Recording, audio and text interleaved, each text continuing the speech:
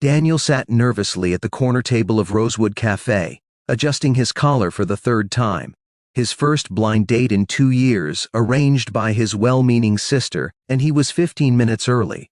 The cafe glowed with warm amber lights, and a small Christmas tree twinkled near the window, though the holidays were still weeks away.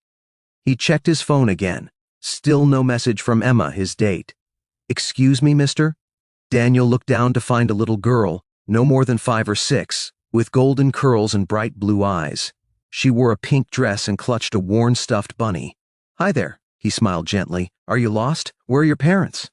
The little girl glanced over her shoulder at a woman sitting 3 tables away, then looked back at Daniel with unusual intensity. She leaned closer, standing on her tiptoes, and whispered something that made his heart stop. "My mommy thinks you're handsome, but she's too scared to say hello." Daniel blinked, confused. Before he could respond, the girl continued, her whisper barely audible. "She hasn't smiled like this in a long time, not since my daddy went to heaven." His chest tightened. He looked over at the woman, late 20s, dark hair, gentle features, who was now covering her face with her hands, clearly mortified that her daughter had approached a stranger. The little girl wasn't finished. "Mommy cries sometimes at night. She thinks I'm asleep, but I hear her. Today she saw you and smiled. A real smile, like she used to." Daniel felt a lump forming in his throat. The little girl squeezed his hand. "Will you please come say hi? Just for a minute, please?" At that moment his phone buzzed. "Emma, so sorry, can't make it. Emergency at work. Rain check?" Daniel looked at the message, then at the little girl's hopeful eyes, then at the woman who was now walking toward them, clearly embarrassed.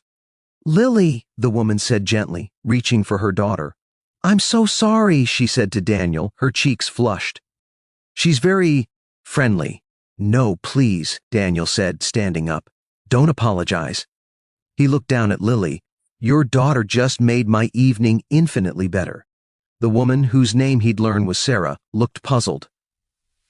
"I was supposed to meet someone," Daniel explained, "but they just canceled, and honestly, I think I was at the wrong table all along." He gestured to the empty seat across from him. "Would you and Lily like to join me? I make a terrible first impression when I'm alone, but I'm told I'm quite charming with a good wingman, or wingwoman." Lily beamed. Sarah hesitated, her eyes glistening with unexpected emotion.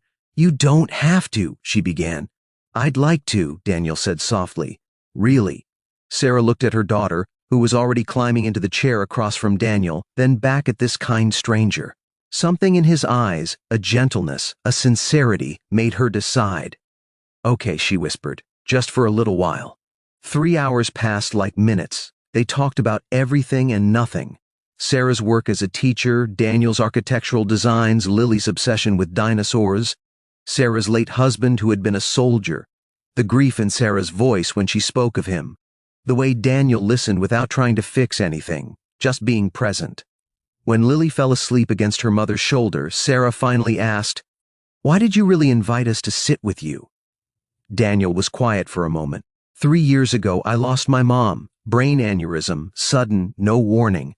For months after, I couldn't feel anything. Then one day, a kid at the grocery store smiled at me, just randomly, and something cracked open inside. It was like permission to feel again. He looked at Lily's peaceful face. "Your daughter gave me that smile tonight. And something your daughter whispered made me realize that sometimes the connections we're meant to make aren't the ones we planned." Sarah's eyes filled with tears. "What did she whisper?" Daniel smiled. "She told me. Her mommy smiled when she saw me. A real smile. And that you haven't had many of those lately." He met her gaze.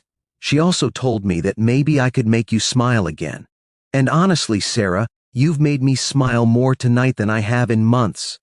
Sarah wiped her eyes, laughing softly. "She's something else. She's perfect," Daniel said. "And so brave to love her mom so much that she'd approach a stranger."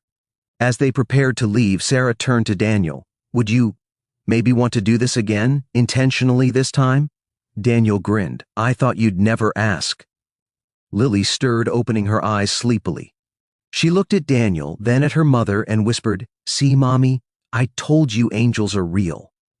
6 months later, Daniel and Sarah sat at that same table, Lily between them, a small velvet box on the table.